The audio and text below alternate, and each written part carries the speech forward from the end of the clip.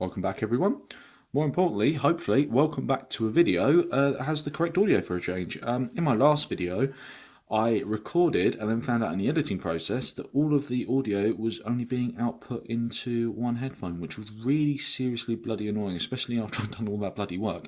Turns out by default there's a setting on the S8 Plus which for some reason only put audio out to one headphone. It's been fixed now, so hopefully we won't have any problems in this video. There's hoping. And yeah, so what is the topic of today's video, you might be asking?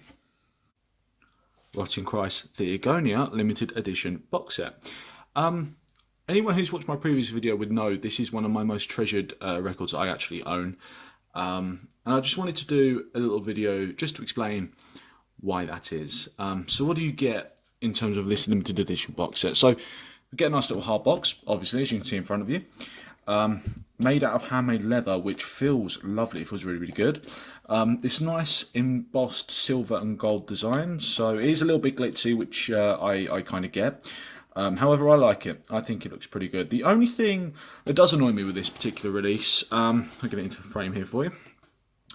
These ribbons here are incredibly cheap, and I would not trust an ounce of weight on these at all. The glue is wearing away, which is a bit of a shame because how much I bloody paid for it. Yeah, and then obviously the track listings on the back follow the same kind of design, which is very, very nice, pleasing to look at. And for those interested, I've got copy number 61. I would hold it here, but by the time I do that, it disappears. But yeah, copy number 61. So, what else do we get as part of this limited edition release? Allow me to show you. A guitar pick, which I'm showing first because if I don't, I will probably lose it. Anyone who's handy with a guitar, obviously, will find this particularly useful. I'm a bit of a retard, so this isn't going to be very, very good for me at all. However, very, very nice to have. Quite pleased with that. This Theogonia themed t-shirt, which will never fit me in a million years, but to be fair, looks quite nice. This Rotting Christ patch for your battle or combat jacket or whatever they're called. I see a lot of metalheads wearing these. Not really my kind of thing, however, again, very nice to have. And lastly, a poster, which I cannot fit into frame and haven't actually thought about how I'm going to film this video. Brilliant. And of course, no limited edition box set is complete without the record itself. So let's have a look at that. So this is an original 2007 pressing. The box set itself you can only buy in Greece. I actually bought it from Greece and got it shipped over. But yeah, let's have a quick look at the album art. So I love this flame effect on the text. I think it looks brilliant. And also because of the fire, it kind of gives this whole smoky deal all throughout the album, which is great. I'm not too sure what this piggy demon thing looking is. However, I would wager it's something to do with Greek mythology because obviously that's what the album is predominantly about. Some Greek themed text, which is brilliant. And then on the back, yet again, we've got the track listings, same kind of design, very consistent throughout. This whole smoky thing going on, which again, I absolutely love. And again, my copy number 61, which is brilliant. Excellently enough, this also comes with a lyric inner, which I'll just quickly show you guys. So all of the songs are on here. Again, very Greek, keeps with the design. Again, I'm a sucker for consistency. I love it. Excellent. So what does the vinyl itself look like? Let's have a look. Looks bloody beautiful, doesn't it? This is probably one of the favourite colour schemes that I actually have on vinyl. I've got so many different coloured vinyl, but this is probably my most unique. It annoys me a little bit because obviously it doesn't really fit with the aesthetic of the album. There's obviously none of these colours kind of appear anywhere, which is a little bit annoying. However, given how unique it is and how nice it looks, yeah, I love it. Let's have a quick look on the back. Obviously, we've got the custom labels. Custom B label upside down there. Just flip that around for you. Hold on. Only one moment. There we go.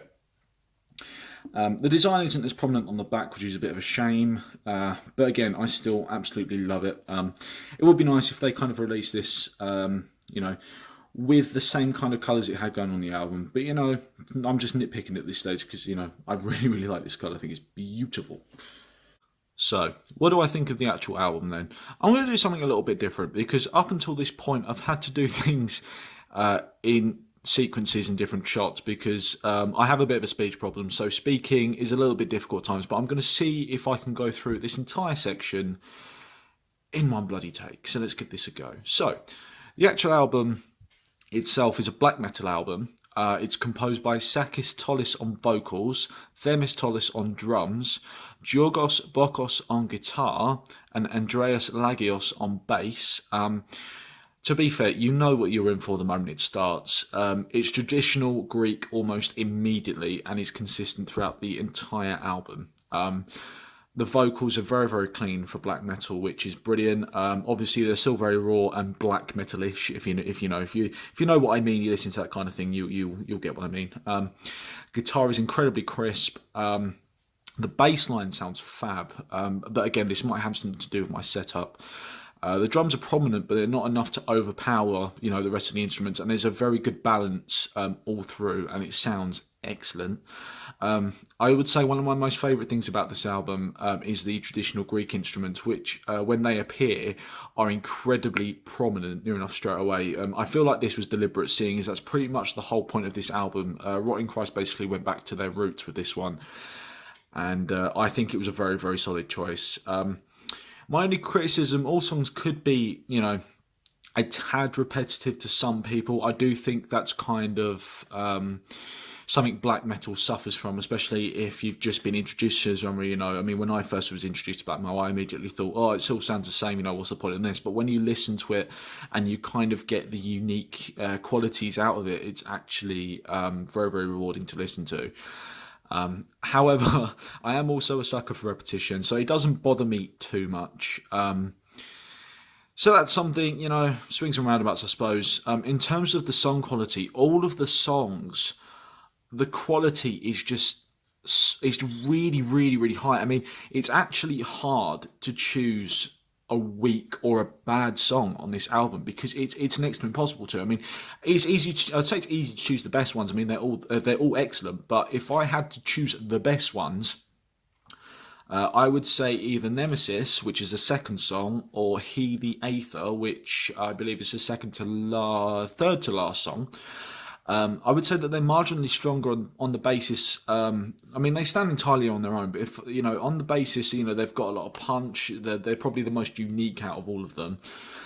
If I was forced to choose the weaker entries, then I'd have to say Enuma Elish would be, on the basis that how it starts doesn't sound particularly attractive straight away. It sounds a bit weird. It sounds a bit, not all that pleasant to listen to straight away. However, it's not like you get used to it. The tempo completely changes, and you're given this very, very punchy, chorus, drums. Just everything about it becomes very, very punchy. It is so good, very good to listen to. Phobos Synagogue, while still a solid addition which stands on its own right, it does unfortunately lack the punch from the other songs on the album. Again, this doesn't mean the song itself is bad, because it's not. It is a great song. If I'm being honest, I'm just nitpicking so I can find a balance of criticism at this stage, and I'm finding it exceptionally difficult. Bearing in mind, Rotting Christ are natively Greek as well. The lyrics written in English are beautifully comprised and incredibly intricate, using words that even an utter pillock like me didn't even know existed. I love the fusion of both Greek and English lyrics, to be honest. I love it when they integrate, their own culture into their music. Probably partly why I love this album to some degree. It keeps things varied and interesting. I mean, I also find it impressive when bands whose mother language isn't English and they use it in a way which would put English bands and songmakers to shame. And I feel like that's exactly what Rotting Christ have done with this album. All in all, a very, very strong album. Probably one of the strongest I own, actually. I love this album so much. I love it so much, I bought it twice, okay? This wasn't actually the first edition I bought. I actually have a re-release with different artwork, which I might show at the end. And I never do that. I never rebuy an album unless I love it that much. The blend of cultures make this album stand on its own. I want to see more of that from the rest of Rotting Christ albums, and certainly from other bands, where appropriate. In terms of genre, I mean, obviously it's classed as a black metal album, but I would say it's got some folk elements in there, obviously with the traditional instruments and the Greek lyrics. And also has a lot of melodic elements as well, with the solos, changing of tempo and that, which you wouldn't normally see, in the more traditional black metal albums. So I think because of that, it would actually serve as a very, very good kind of introduction to black metal as a whole. And yeah, very, very, very happy with this album. So how much did I pay for this album? This is where things get slightly interesting. I paid just over £100 for this. I know it's pricey. However, this is a very rare album to get hold of. There was only 66 copies of this made, and I have copy number 61. From what I can gather, I brought it brand new directly from the supplier as well, because the guy who I bought it from has actually got the same username as the email address on the back. So I would say that I definitely bought this from the supplier, and I bought this about 2 years ago. So, and I've been eyeing it up for a while. So, as of now, there's not a single one on eBay or Discogs where I originally bought it from. If you want this particular release, you will be waiting quite a while. I would guess it may be one cropping up every year or so, and probably at an inflated price. I mean, mine wasn't the cheapest, but it wasn't the most expensive either. So I reckon if this does pop up again, it will be fairly pricey. However, you will be pleased to know that there are other releases available. So if you want to buy an original release, this is an original release, by the way, 2007, you can get 1,000 in total, which are either clear, red, or white with red and black splatter, which is what I've got. And then obviously the copy that I have is obviously exempt from that as well. There have also been reports of unnumbered copies, so there are likely more.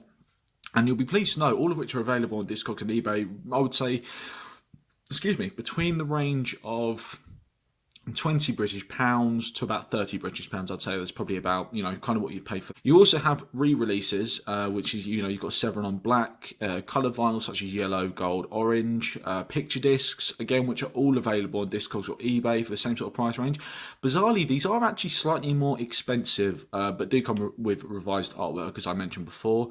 I prefer this one, obviously, but I completely get it if someone preferred the re-release artwork instead. So that's it. I mean, if I had to conclude, excellent album, probably one of my favourites, and I love this release as well. I mean, it was pricey, but it's beautiful. I love it, and I would advise if anyone could get this for a good price, buy it. It's amazing.